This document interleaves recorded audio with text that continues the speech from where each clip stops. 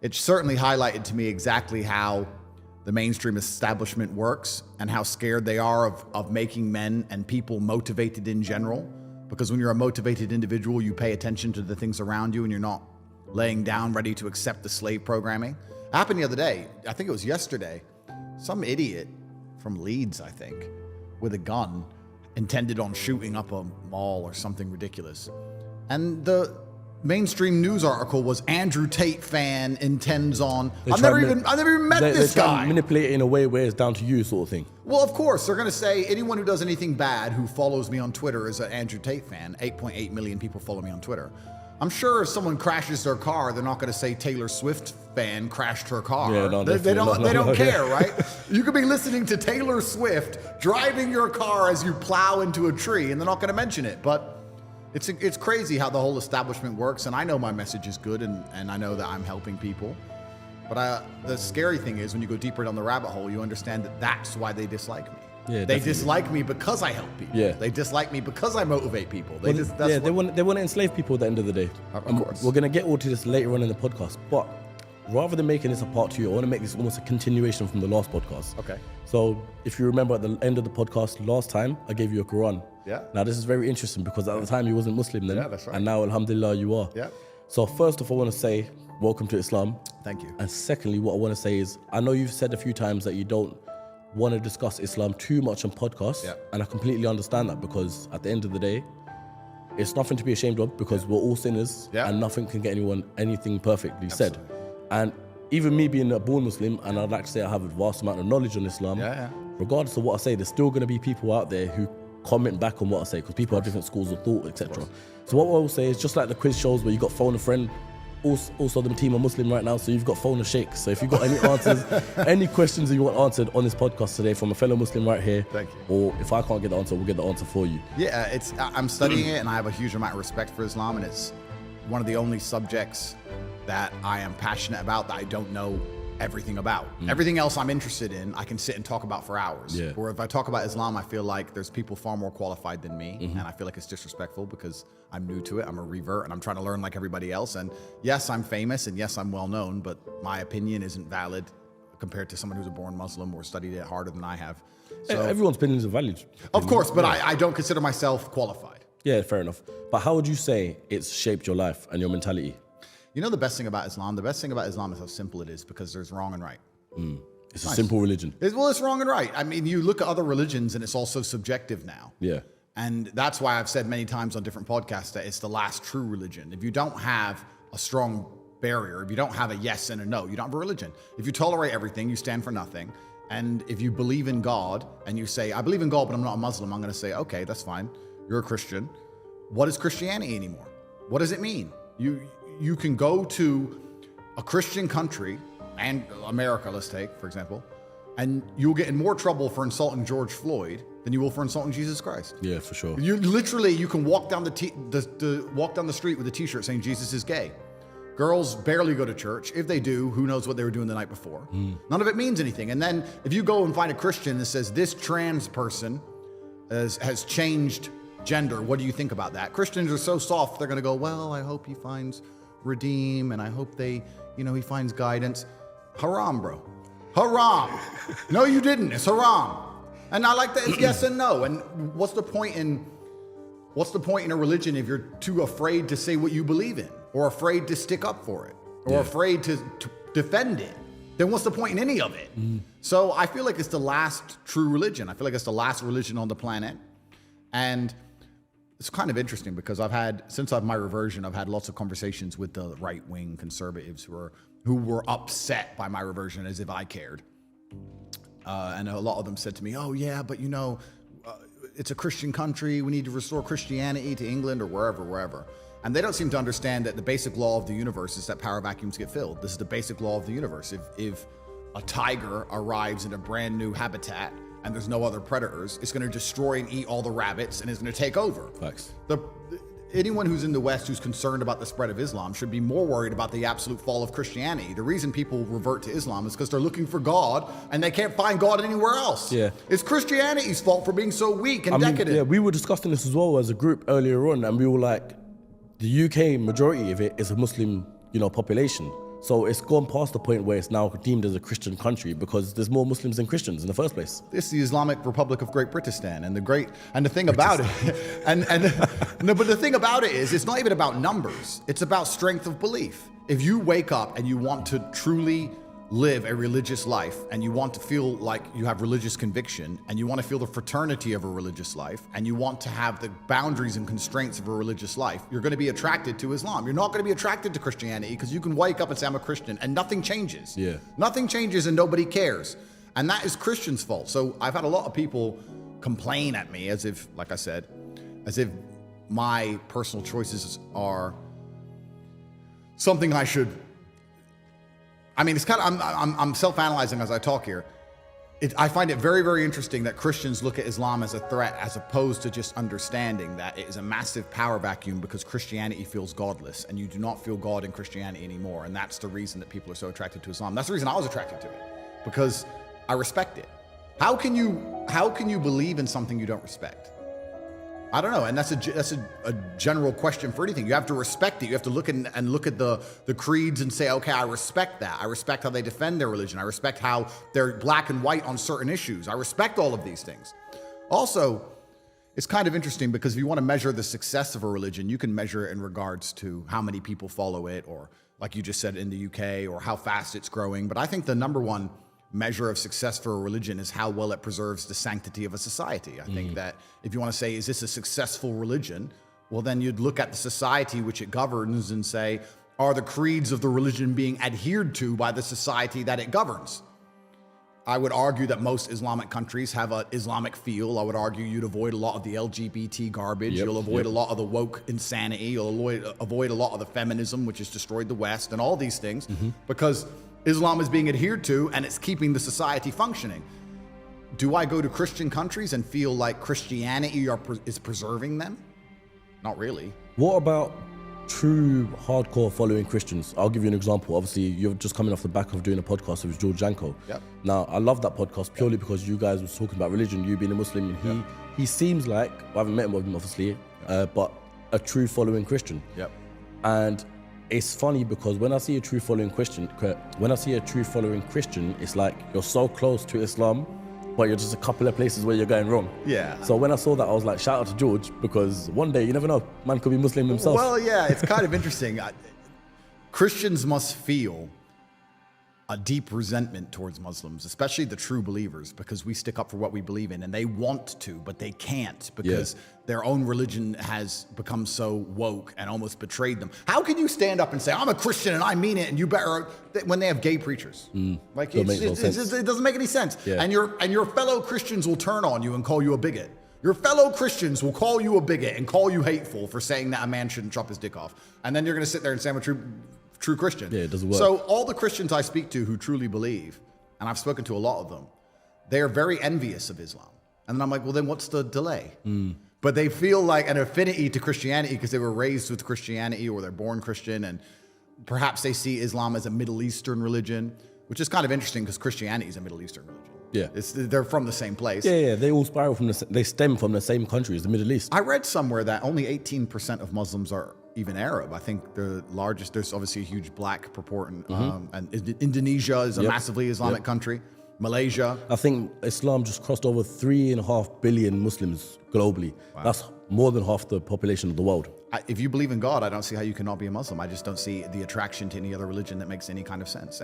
And you can also look at this, and this is why I'm careful to discuss this subject, because I don't want to get in trouble with people who know more than me, but you can also look at this from the ideological and the theologian standpoint in regards to what happens after we die, and superpowers and Allah and Muhammad, peace be upon him, and all these things that we don't quite understand. But you can also discuss it right here on earth with what you see, like I said about preserving the sanctity of a society. So you sit and say, okay, well, if you're Christian, how is Christianity saving your children from the oncoming enslavement? How is your Christianity saving your children from the slave mine programming? How is Christianity protecting you? How is Christianity helping your neighbors? How is Christianity preserving anything? Whereas Islam, it's kind of interesting because someone else said this who was smarter than I, and I can't remember where I heard it from, but they said whenever you see a post-apocalyptic Christian society in a movie, it's just the purge and everyone's out to kill each other. When the meteors hit or whatever and America's under attack, there's snipers on the roof and everyone's trying to get food and everyone's struggling. Whereas if you look at a post-apocalyptic Islamic society, which exists right now, they're on the earth right now, they function and people still love each other. And it's the belief in God that keeps them together. I mean, there's no legal system in Gaza that's stopping people from committing crime. It's God. Yeah, and it's God alone. And then you sit and say, okay, well, the strength of that religion, even in the harshest possible conditions, can preserve to a degree the sanctity of society and human nature. I don't think a Christian country could do that. If you put a Christian country under the level of destruction Gaza's currently going through, I don't think people would sit and say, well, Jesus says I shouldn't steal. In fact, if you look at what happens during natural disasters in America, it's the absolute opposite. It's just looting and chaos. What is a Christian country anymore? I don't know. What is a Christian country? A guy in America recently just got charged for a hate crime for taking down a statue of the devil that they had erected in a church. I'm mind blown. Like, statue of a devil in a church. They put a statue of the devil in a church. That one makes sense. He walked in there and ripped it down, and he's being charged with a hate crime. So I feel like if I want to get conspiratorial, which of course is unlike me, but if I want to, I feel like I'm all for it, so bring it. Well, God is the final barrier. The final barrier to the slave programming is always going to be God, because there's a firm right and there's a firm wrong. They're going to come along and convince us all that the sky is green. And it's unfortunate because slowly they're going to win. Right now, we laugh at the fact that a man can chop his dick off and become a girl. We laugh at that. But our great-grandchildren won't laugh at that idea.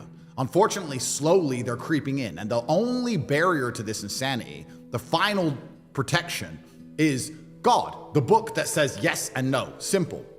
So would you say, just a quick, sorry to disturb you, would you say the answer to getting out of that and being part of the group where we don't believe what they say regardless is religion? Oh, it is, but it's only Islam. This is the point, because Christianity is under such heavy attack now, and they've watered it down and diluted it so deliberately.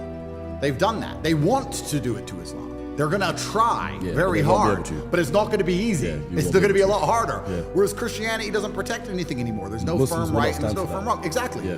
So that's why Christianity is under deliberate attack, because they don't want people to be religious. Because when you're religious, you're going to have a firm right and a firm wrong. Mm-hmm. The primary goal of the Matrix and the primary goal is for them to get you in a position where you'll accept the slave programming regardless of what your own eyes tell you. That's their primary goal. Their primary goal is for you to walk through life with a mask on, full of vaccine, seeing everyone around you fully functioning and healthy and scared of a pandemic. Or walking through life and meeting a nice gentleman and calling him a man. That's what they want. They want you to ignore your eyes. So, and it's unfortunate, they've already got a huge percentage of the populace there who will walk outside and see the sky is blue, watch the news and being told it's pink, and look at it and go, oh, I must have made a mistake. Yeah, it's must have made a mistake, yeah. So that's their primary goal, and religion prevents that. So they've come along and they've deliberately assaulted God, and they've assaulted the Christian faith, and it was a test for the Christian people to stand up and resist, and they failed. So when they complain now about Islam conquering Western nations, I say, well, you failed. You failed. It's now a power vacuum. Power vacuums get filled, and anybody with a true heart and true conviction who truly wants to respect God is going to be attracted to the Islamic faith, because you have failed. I don't want, bro, if you're going to go to war, which I just described, because war is nothing other than controlling of ideas. That's all war is. The reason we send tanks to some random field and blow things apart is to gain influence over a geographical area, so we can control, to control the ideas of that area. So I just described a war to you. It's a spiritual war, but it is a genuine war. If I'm going to go to war against Satanists who are going to try and poison my children and enslave me, who do I want on my team? Think about it. You're about to go into a bar fight. You want to roll with the G's, or you want to roll with a bunch of pussies? It's a war. And if every time I say to Christians, bro, look what they're doing to Christianity, and their answer is, I pray for them. Bro, no. Haram. It's interesting. It's interesting because speaking about it now, everything you just said there is pretty much written in the Quran, that there's going to be a war coming against the Muslims versus the rest, in the sense of, well, they're going to try and take everyone away from Islam and try and do that, but obviously the true Islams are going to stay there. Now, it's interesting because with recent technologies, what I've heard in Islam is that the way they try to do it is they want to combine technology with human to create the same power as God, right? Now, I look at things like, this might be a conspiracy once again, but the new Apple Vision Pro that's just come out.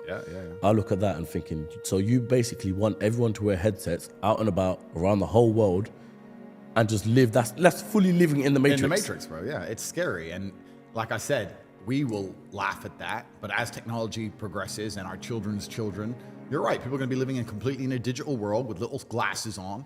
I mean, I'm not gonna lie to you, I've seen the Apple Vision Pro, I've seen some of the things it can do. I refuse to put it on because I have balls, so I can't. But if once they reduce it to, let's say, the size of my sunglasses, then it's going to be scary. It's going to be crazy, right?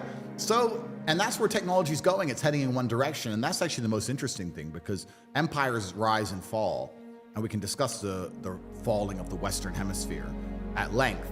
But usually, geopolitically, as empires rise and fall, another empire comes and fills the vacuum, as we talked about power vacuums. And I feel like this is the first time in human history where, as the Western Empire falls, which it is, it's going to be replaced with this global technological enslavement program. There's going to be some server somewhere in Angola where no one knows where it is, and it's going to control everything and everybody. And it's not just a matter of geopolitical influence waning and politicians falling and things like used to happen before. It's actually a lot more scary. And the globalism is coming, and it can't be avoided. And I guess it's kind of like gunpowder technology like this. You can't avoid its progression. It's going to be used. It can be used for good. It can be used for bad. How do you try and prepare yourself for that and counter it? It's super interesting, and we need God more than ever, that's for sure. Definitely. I'm going to transition the podcast now to a point where, going back again in timeline order, we had done the podcast in May 2022, I think it was, so a while ago. And then, you know, you had your meteoric rise throughout the rest of 2022. It was crazy. And then we had organized to do a part 2 in Dubai over New Year's period. And you were saying, come on the boat party, come and live the life, we'll do the podcast. I was like, yes, sick. So let me give you guys, the audience, a story. Going to Dubai now, spent about $2,000 on the ticket, got there. Literally, as soon as I've landed, open up Instagram, and it says there, that, like, it's all over Instagram, Andrew Tate detained in Romania. So we're like, oh, shit. Detained in Romania. Okay, cool, but you know what? He's going to be there for a couple of days. He'll be all right. You know what? We're here for 2 weeks. He'll be back. And there was literally just no sign of what's happening and all that sort of stuff. So I know you've spoken a lot on the whole jail situation, the prison situation, but I just want to know, as it stands right now, currently 2023, the date is 13th of February, day before Valentine's Day. Where do we stand in terms of the system? And, you know, obviously right now you're on Romania arrest, can't leave the country, but where do we stand? Where do we go from here? Yeah, the wheels of justice turn slowly. And I'm currently trapped within the country of Romania, but I can go anywhere I want inside of the country. I'm on bail, I guess, effectively. Okay, so I'm going to pick up on one word you just said there, trapped. Why trapped? Well, I see myself as trapped because I see myself as completely innocent.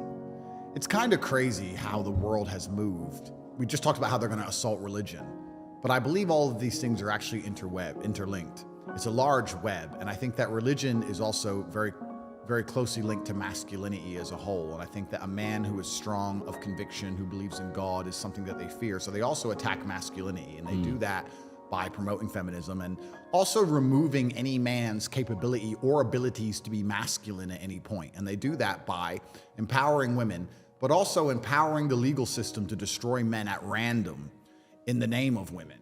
So I was accused, obviously, of the complete garbage charge of human trafficking via the Loverboy method. And what they're saying is, by being nice to people, I've convinced them to do some work, and I stole the money. And the funny thing about it is they never worked. I never took the money. But the fact that they're trying to say that being nice to a girl now is manipulation. So if you beat a girl, you go to jail. If you grab a girl by her hair, you go to jail. If you say, excuse me, please, can you come over here? You go to jail.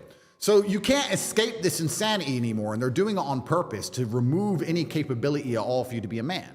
Women have all the control. We live in a matriarchy. The law is always on their side. They can lie, they can make things up. They're out to destroy you as a man no matter what. They run the household because if you say anything to her, you're gonna go to jail. If they divorces you, she takes all your stuff. Like, it's a matriarchy we live under, and it's very purposeful, and it's kind of scary. I was talking to a friend the other day, and he was saying, so your charges are you were nice to a girl and asked her to do TikTok and keep the money. I said, no, I didn't ask her to do anything. I was nice to a girl who had a TikTok account, and they're saying I stole the money from the TikTok account. They have no proof of this. And he said, bro, I know loads of guys who are nice to girls and buy them handbags. Every girl in Dubai is human trafficked. I was like, well, that's the exact point. Yeah. No one's not human trafficked now. So everyone's human trafficked. And the true objective of all of this insanity and the reason they attacked me, I don't know if you knew this, but I was arrested on the same day that Jeffrey Epstein had a huge break in his case. Oh, really? So, yeah. Type in human trafficking and it's only Andrew Tate. It doesn't say anything about Jeffrey Epstein's case. The same people who were on Jeffrey Epstein's island are saying I'm dangerous and my ideas are dangerous and I'm a human trafficker because I have girls who I know who have TikTok accounts. Yeah. And they found messages between me and the girls when the girls said, I want to get famous on TikTok. Yeah. You're famous on TikTok. How do I get famous on TikTok? I said, post it this time, post it this time, post it this time. Human trafficking. The whole point of this insanity is that everybody is guilty all of the time. And I don't think most people at home watching this understand if you are a red-blooded male in the world today, you are guilty of crimes. And if they come and they get your phone and they look through it, you are guilty. The time you said to your wife, I'll be home soon, is dinner ready, is controlling behavior. The time you sold your phone without paying taxes. The time you recorded yourself driving, breaking the speed limit. The time they'll get your phone and they will wreck you. And by the time they put those 8 cases together, you hire a lawyer, you're on bail, you go to trial, and they waste 3 years of your life. They bankrupt you. Yep. And you're stuck in this legal quagmire of lawfare. And it's kind of interesting that most people don't seem to understand. When this happened to me, I kept saying on podcasts before it happened, they're gonna arrest me. My second life, they're gonna get me. Yeah, you kept saying the three strikes. 3 strikes. I said, first they try and cancel you. If that fails, they put you in jail for a bullshit reason. If that fails, they kill you. And I said, they're gonna arrest me. And I kept warning everyone. And then it came and people are like, why don't you just get a lawyer? And how stupid do you have to be to think that you just get a lawyer? It's a matrix attack. It's a clown world attack. The whole point is that everybody's guilty of everything all the time. And nobody who's been inside the legal system, if you haven't been through the quagmire of it yet, you don't understand exactly how guilty you are. I guarantee you, every single person watching this right now, if they get hold of your mobile phone and they get the password, they will find charges. Yeah, they can build something against you. Of course they can. Yeah. They can see the other phones you were in a vicinity with. You could be walking through the mall and you walk past a drug dealer at the wrong time. That's enough for them. They will get something and they will wreck you. And if you're not changing your phone once a month, well, then you're walking around with criminal charges in your pocket. And this is the reality of it. So if you ever get too large, if you ever say things they don't like, because your ability to speak freely is directly correlated with your insignificance. You're only allowed to speak freely if no one listens. If people listen, then you have to be a lot more careful with what you say. Then they come along, they get your phone, and they find any excuse they can to charge you. And what did they do with me? They found me giving timings to girls who have TikTok accounts saying, well, if you post it this time, you'll get more views. And they charged me with human trafficking. The people who were on Epstein's island then used a media machine. The people who were on Epstein's island used a media machine. It literally happened. 3 times. It happened recently as well with Epstein's island thing. There was a whole thing that came out about it, and I can't remember what it was, the article that they covered it up with, but literally anything just gets swiped under the rug. The people who were on Epstein's island used the media machine to convince everyone at home that I'm a human trafficker because I said what time to post on TikTok to some friends who said they were not human trafficked. The girls themselves are saying we're not human trafficked. This is insane. Let him go. So it's a matrix attack, and you have to understand that you live under a system in which the government will pretend they protect you, but truthfully, the government is out for itself, and the government is aiming to get forever and endless control of your life. Every single government's objective is some form of communism where they control everything. They don't care about the prosperity. They don't care about making money. These things are kind of a illusion. Many people say, oh yeah, but the government wouldn't do that because they need people to have businesses, they need people to make money. They print the money. They make up the money. And they don't care if you starve because they'll always eat. If they cared about money, why was COVID everyone locked in their house? Why did everyone's business get closed during COVID if they cared about money? No, they never cared about money. They don't care. What they care about is control. And not enough people go to sleep at night realizing that every day you wake up, the government makes new laws. Has the government ever taken a law away? When's the last time the government said, we have too many laws, give me the book, let's throw some of this trash away? No, every day there's new ones. And if you make new laws every single day, you're eventually heading towards slavery. That's the end goal of it, is slavery. Yep.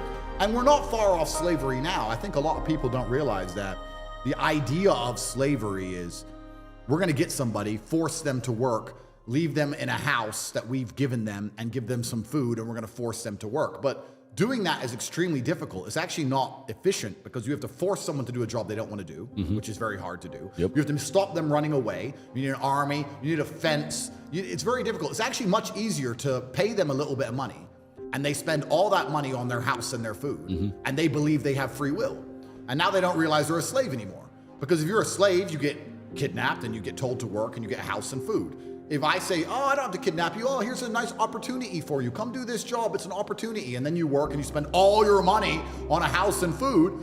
Now you think you're free and you're actually a slave. You're still in it. Of course. And the best prison on earth is going to be the one you don't realize you're in. That's the goal, is to keep the wool over everyone's eyes. Most people don't realize they're in a jail. They wake up at 7 a.m. and they go to a job and they work hard all day and they come home and they have no time for their family and they barely pay their bills and they barely afford to eat and they have no money left at the end of the month and they somehow think they're free. And they sit there and they watch the news and the news lies to them and they got vaccine in their arm and they can't fly anywhere because they can't afford it or if their boss will give them leave.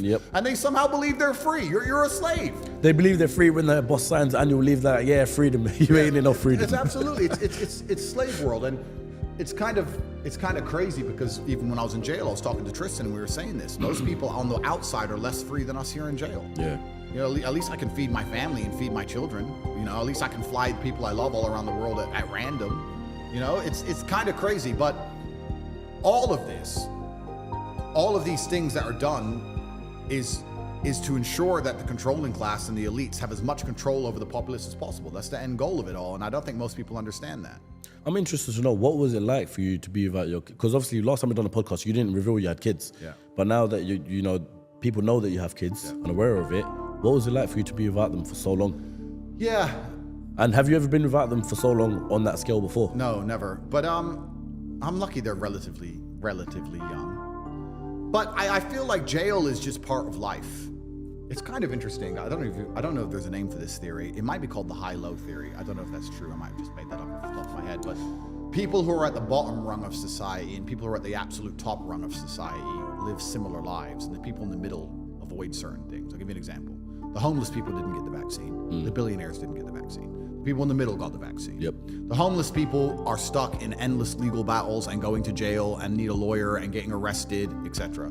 The people at the top are stuck in endless legal battles and going to jail and needing a lawyer and getting arrested. And somewhere in the middle, you can avoid these things. You can sit in the middle and go, oh, I'm so glad I don't go to jail. I'm just going to pay my mortgage and I'm just going to work really hard and I'm just going to be quiet. I'm not going to have an opinion and I'm going to listen to the BBC and I'm not going to post it on Facebook and I'm just going to sit there and be a good slave. But if you're on the top or the bottom, you're kind of stuck in the same scenarios. And if you get to a high echelon, the highest echelons of life, you're going to deal with this crap. You're going to go to jail. You're going to catch a case. If you make a bunch of money, you're going to catch a case. If you're at home right now and you're thinking, I want to become a millionaire, that's fine. But if you want to make 20, 30, 40 million dollars and you're from nothing, you're from a council estate like me, and you want to end up with hundreds of millions of dollars, but let's say you want to make 30 mil, there is no way you're getting there without catching a case. The feds are going to jump on you. You're going to get tax evasion, money laundering. Some girl's going to want some money. You're going to end up in a jail cell. I guarantee it. Would you say, because in that case, it's not normal for someone to come from a cancer state to make 30, 100 million? I think it's because there's the universal law of there's a law of the universe, and it's absolutely universal. And there's some laws which are man-made, and there's some laws which are dictated by God himself that you can't avoid. And there is no light without dark. There is no light without dark. You're not going to be able to go from a Luton council estate to paying yourself $2 or $3 million a week without catching a case. You're going to end up caught, whether I ran my mouth or not. I sit here and tell the truth because I believe it's my duty, and I believe the reason I have such a large platform is so that I can inspire people to resist the slavery of the matrix. But you're always going to do these things. So if anyone is at home is actually truly ambitious and understands and want to make a whole bunch of money, that's great. But you have to be prepared for the good and the bad. It's actually asinine and awfully childish for people to want an exceptional life and think that exceptionalism is only the positive. People say, I don't want a normal life. I want a great life. Okay, you don't want a normal life. Well, guess what's not normal? Private jets with your Bugatti being flown over to Dubai waiting for you, and Romanian dungeons. They're both not normal scenarios. You can't have one without the other. And if you truly want to be free or you want to feel like you're free, you're going to pay the price for that. So I think, like, especially as the world continues to spiral towards authoritarianism, especially as people begin to wake up and want to tell the truth, especially as they try to control all of us even harder with the economic mechanisms they have, if you're out here looking to make a bunch of money, you need to also prepare yourself for a case and prepare yourself for jail. So would you say it's impossible or very, very unlikely for someone to have the Bugatti private jet lifestyle and not have the other side of things where Romanian dungeon? Okay, well, let's talk about that. So you have to remove all the attack vectors. Let's say I wanted to get as rich as possible and I wanted to make sure no matter what, I didn't go to jail. Okay, that's fine.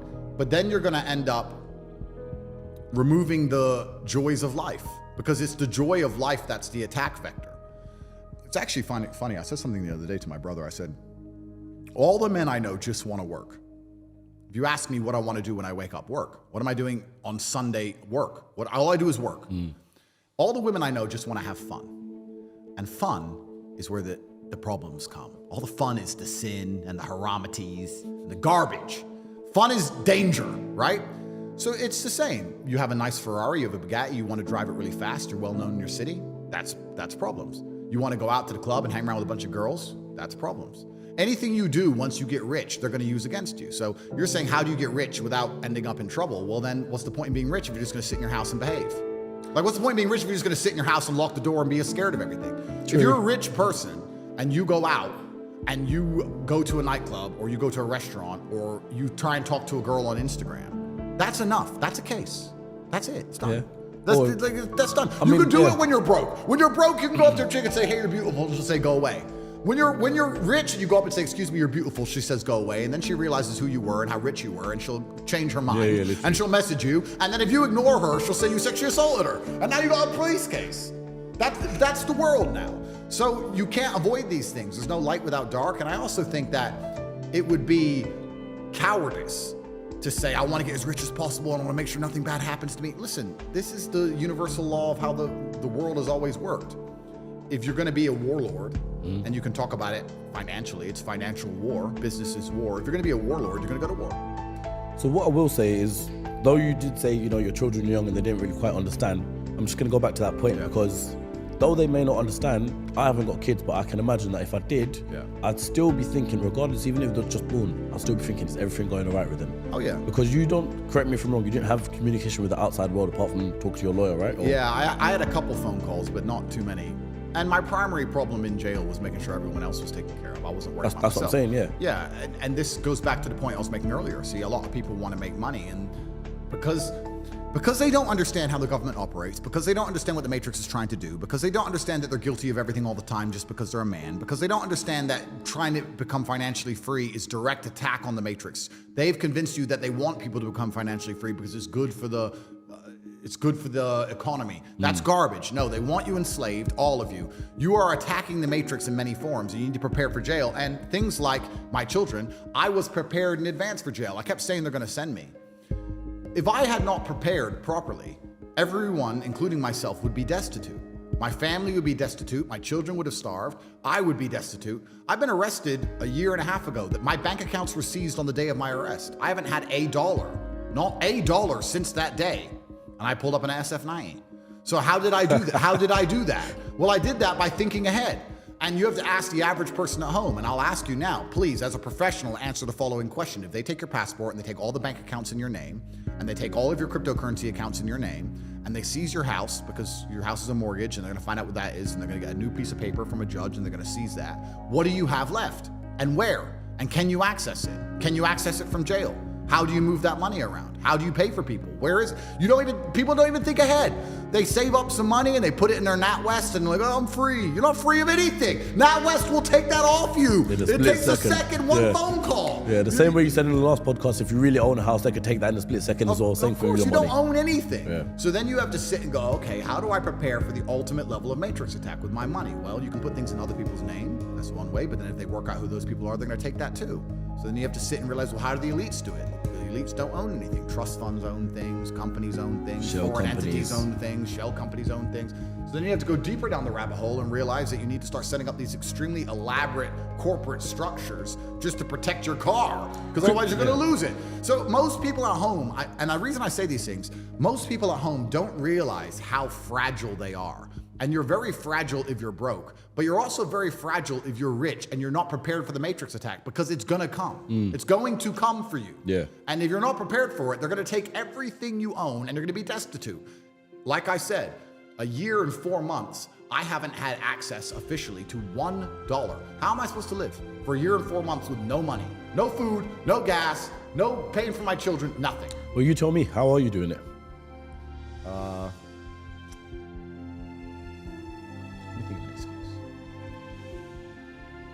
Because that's a very interesting question. And the thing that intrigues me as well there is the crypto, because everyone seems to believe... They took everything off all the exchanges. Yeah, and everyone seems to believe that crypto is decentralized, government can't touch it. No one can touch it apart from you. Yeah, so no. If you have a Binance account or any of these accounts, they'll find them and they'll take it all. So let's just... You have to prepare yourself for these things, and that's one thing I'm not going to say because I'm still currently on bail. Yeah, of course. You have to prepare yourself for these things, and it takes diligent work. There's so much work for you to do as a man. I don't know how people even... I barely sleep, and I never not work, and I never lay in. I'm never lazy, and I don't understand how people don't work all of the time. And when I say that, people say, "But work on what? I don't know what to work on."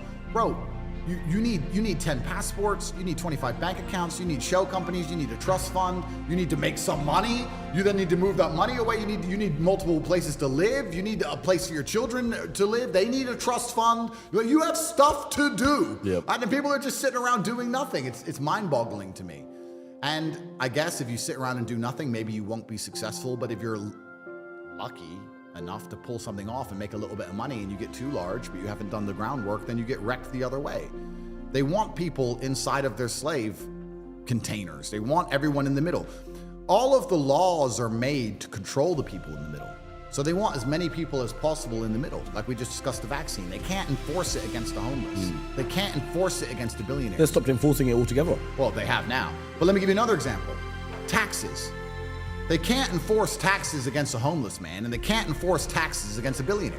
They can only enforce taxes against the people in the middle.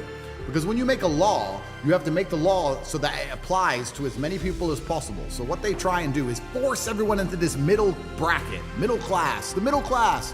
And the goal is to get everyone in there so they can wreck them with the law. It's only the middle class that are afraid of the law. It's the middle class that's afraid of getting a speeding ticket. Because if he gets a speeding ticket and he doesn't pay the speeding ticket, then it goes to a bailiff, and the bailiff turns up to his house, and he can't run away because the house is his and it's in a mortgage, and if he doesn't pay it, they're going to take the house off him and seize his car, and he has to pay that speeding ticket. If you give some homeless bum who just stole a car a speeding ticket, he doesn't care. And if you give a billionaire a speeding ticket, it never even arrives at his house. Yeah. It ends up going to some foreign shell company in the Cook Islands that owns the Ferrari he's borrowing. So only in the middle you get screwed by the law, so they try and keep everyone in the middle. That's what they do. So they'll pretend they want to help homelessness and pretend they want to help people at the bottom to elevate them up to this middle class where they can wreck them. And they also drag everyone from the top down as much as possible because they want them in the middle so they can wreck you. And all of the laws are made with this in mind. So if you're going to be truly rich, like I am, and also what I did, my capital crime was preaching freedom and inspiring freedom. The reason they dislike me so heavily is because I inspire freedom amongst the populace. Yeah. Young boys look at me and go, I don't want to do the things the Matrix tells me to do. I want to be like Andrew Tate. Well, this is what I said like in the beginning of the podcast. I said I thank you because I've seen people turn businesses within 2 years to 6 figures. Yep. And to them, that's their definition of freedom. They're now in the upper echelon of society. Yep. And that's thanks to you. So it's the same thing. You're inspiring them to do so, and you're still inspiring people to do so. Well, I'm doing my best, and I'm a symbol of resistance. I'm a symbol of masculine imperative, and I'm a symbol of freedom, and they find me scary for that reason. And when they want to, I mean, they can't put everyone in jail, right? And they want to keep the population enslaved. So what they're thinking is, if we chop off the head of the snake, if we get rid of Andrew Tate, our job will be easier. Yeah. But unfortunately for them, it's not working so far. So they're gonna have to assassinate me, it seems.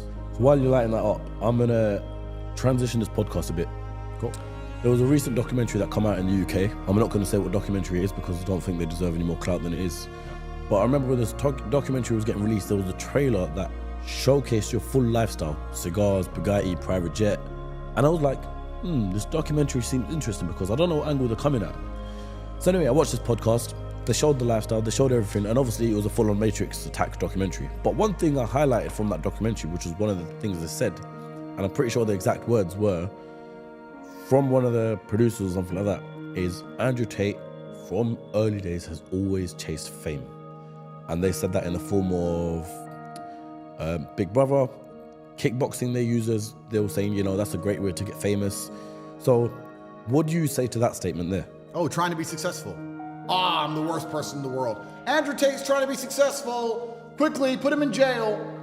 Once again, matrix attack, mind garbage. They're trying to enslave people. Don't be a kickboxer. Don't get up every day, go running, train hard, get strong, be brave, enter the ring, honorable combat.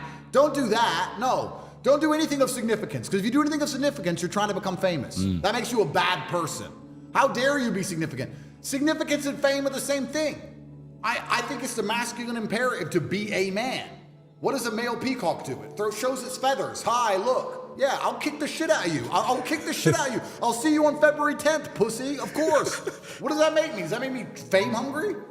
It's just God. What they're hoping is that some kid will sit there and go, okay, so if I try to be anything that's bad, I'll just sit and be a matrix slave. That's what they want. What's funny is I don't think anybody believes these clowns anymore. I don't know who is watching the BBC and believes a single word they say.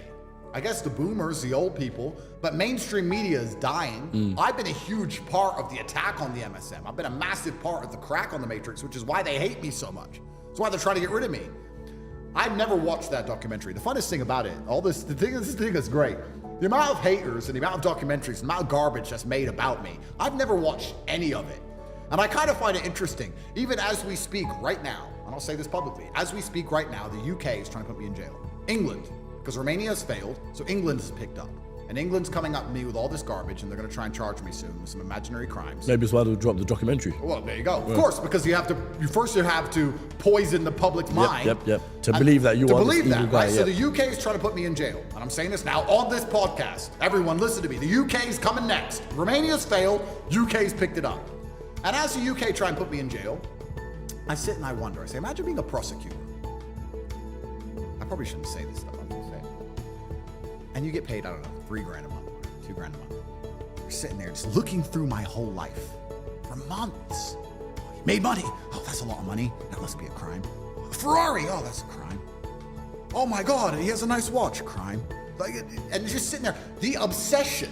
And for like 6 months, just sitting there, just analyzing obsessed. Everything. Yeah. Like, it's kind of weird that there's all these full-grown adults with this much obsession, making documentaries, trying to take me down, prosecutors in dark rooms going through my life, trying to take me down, ex-girlfriend blowing up my phone who I don't reply to anymore. Like, everyone's just like, it's weird. And I just wake up going, there's so many other people's lives which are just intertwined with mine or obsessed with the idea of trying to be involved in mine. It's actually very weird. I don't know who made that documentary. I don't care. I'm not going to watch it because it's garbage and my time is valuable. And everything they produce is garbage. Yep. And the idea that they're going to say that trying to become significant in the world is a bad thing because they see it as chasing fame. No, I see it as becoming significant. Did Genghis Khan chase fame? No. Well, he just wanted to conquer the world. Yeah, but he became famous because of that. And now we know his name. Yeah. And the people who didn't want to conquer the world, guess what happened to them? They woke up, the matrix-minded slaves from back then, the people who watched the BBC of those days, and they woke up and said, I don't want to be a bad person. I want to be a good person. I don't want to chase fame. And what they did is they sat there on their little chair and waited for the marauding horde of the Huns to come over the hill and chop their head off. And that's what they did, and they died a nobody. So the people who didn't chase fame got murdered, and their women got stolen from them, and the ones who did chase fame had empires. Yeah. So whoever that dipshit who made that documentary is, I would sit with him and argue with him to end of earth. But the funny thing is, I guarantee if I were to sit across from him, he's a dummy, he's probably a bit slow, he's matrix-minded, and he's an idiot. And nobody believes what he says anyway. So I'm flabbergasted these people say these things without embarrassment or remorse. I'm such a professional and so hard on myself.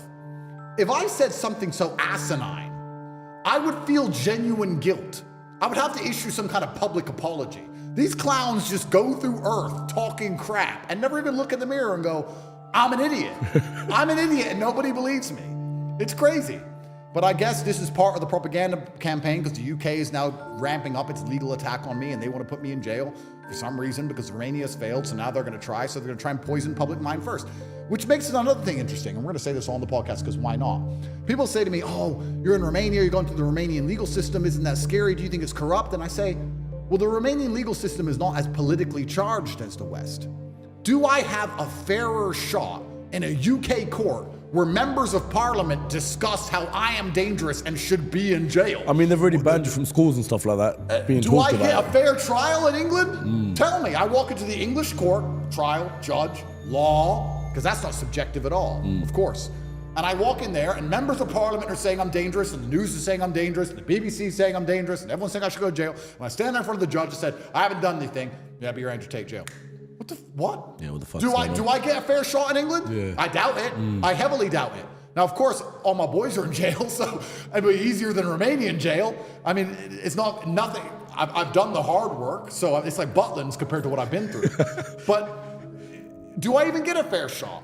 And then you go further down the rabbit hole and you realize that at the highest echelons of fame and notoriety, the whole legal system is just theater anyway. None of it's fair.